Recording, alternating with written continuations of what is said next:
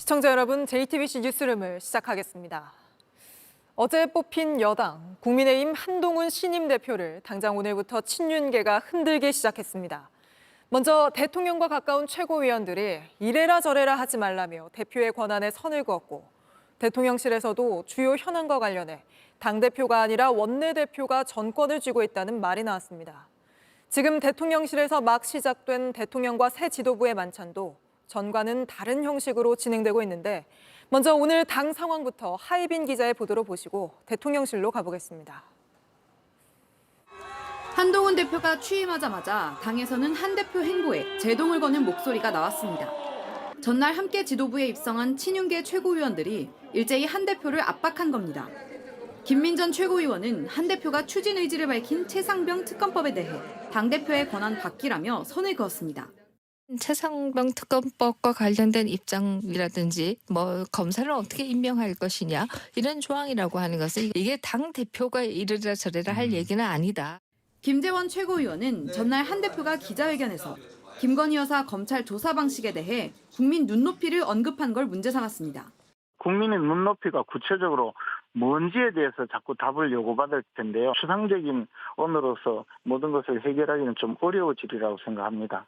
대통령실에서도 같은 취지의 말이 나왔습니다. 대통령실 고위 관계자는 JTBC에 한 대표가 제안한 제3자 추천 최상병 특검법과 관련 원내대표 소관이며 전권은 원내대표가 쥐고 있다고 말했습니다. 한 대표는 기존 입장엔 변화가 없다고 했습니다. 우리 국민의힘이 혹시라도 국민들께 받을 수 있었던 진실을 규명하는 것에 소극적이지 않느냐는 오해를 벗어날 수 있고, 그리고 새로운 제안을 제가 낸 것이죠.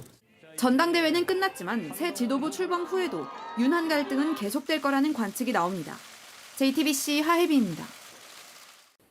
김건희 여사 조사와 관련해 저희가 단독 취재한 내용으로 이어가겠습니다. 박성재 법무부 장관이 김 여사 사건에 대한 지휘권을 회복시켜달라는 이원석 검찰총장의 요청을 거부하면서 김 여사 조사 문제는 중앙지검과 대통령실이 소통하니까 관여하지 말라는 취지의 말도 한 걸로 파악됐습니다.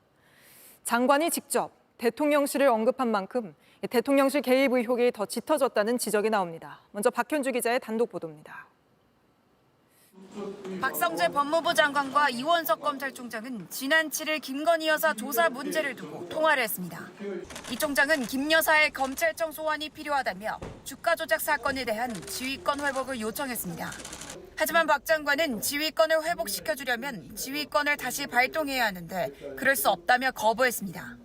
그런데 취재 결과 박 장관은 이 총장에게 김 여사 조사 문제는 중앙지검과 용산 대통령실이 소통하니 관여하지 말라는 취지의 말도 한 것으로 파악됐습니다. 중앙지검과 대통령실에 맡기고 물러나 있으란 취지입니다. 장관의 지휘권 회복 거부는 방패막이었을 뿐 의도적인 총장 패싱이란 지적이 나오는 이유입니다. 제가 수사지휘권이 배제된 상황이기 때문에 따로 말씀드리지는 않겠습니다. 최선을 다해서 수사하고 처리할 것이다. 저는 그렇게 믿고 있습니다. 박 장관과의 통화 내용은 이 총장이 지난 22일 대검 중간 간부들과 만나 그동안의 경과를 설명하면서 공개됐습니다. JTBC 박현주입니다. 유명 유튜버 쯔양을 협박해온 사이버 레커 유튜버들이 모레 구속기로에 서게 됩니다. 이들의 협박이 가능했던 건 쯔양의 과거를 유출한 변호사 때문인데, 해당 변호사는 지금은 숨진 쯔양의 전 남자친구가 시킨 일이라고 떠넘기고 있습니다. 그런데 JTBC가 입수한 전 남자친구의 유서에는 난 쯔양의 과거를 퍼뜨린 적이 없다며 변호사 주장과는 다른 내용이 적혀 있습니다. 먼저 김한수 기자입니다. 쯔양 전 남자친구 이모 씨의 변호사는 지난해 2월 구제역에게 전화해 쯔양에 대한 제보를 했습니다. 제가 정보만 드리는 거죠. 그 판단은 이제 구정이 나오면 되는 거니까. 2달 뒤 이모 씨는 스스로 목숨을 끊었습니다. 최 변호사는 이 씨가 원해서 제보한 것이라며 책임을 떠넘겼습니다. 제가 달래서 억울한 거에도 풀어놓고 구제역 제가 전화한 게 그겁니다. JTBC가 지난 4월 이 씨가 최 씨에게 따로 남긴 유서를 확인했더니 최 씨의 설명과는 전혀 달랐습니다. 내가 쯔양의 과거를 말하고 다녔다는 주장이 의아해서 편지를 남긴다며 방 밖으로도 못 나가는데 쯔양의 과거를 말하고 다녔다는 건 말이 안 된다고 적었습니다.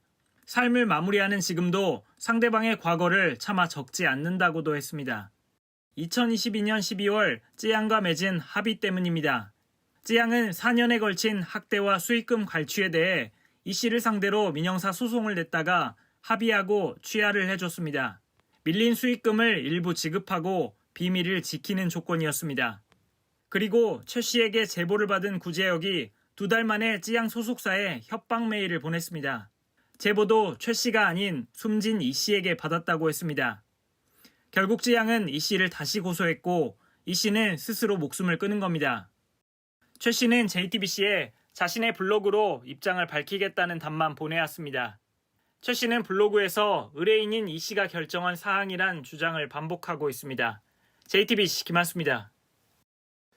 온라인 쇼핑몰 티몬과 위메프에서 판매 대금 정산이 줄줄이 늦어지는 대규모 지연 사태가 벌어지면서 소비자들과 판매사들 피해가 잇따르고 있습니다.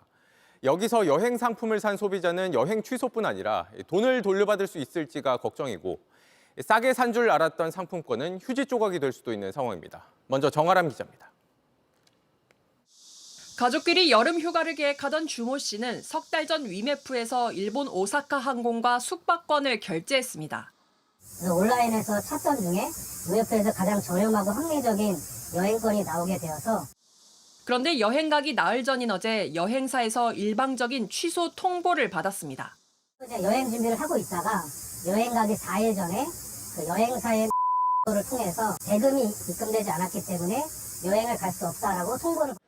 위메프 측에서 정산 대금을 받지 못한 여행사가 여행 상품을 걷어들인 겁니다.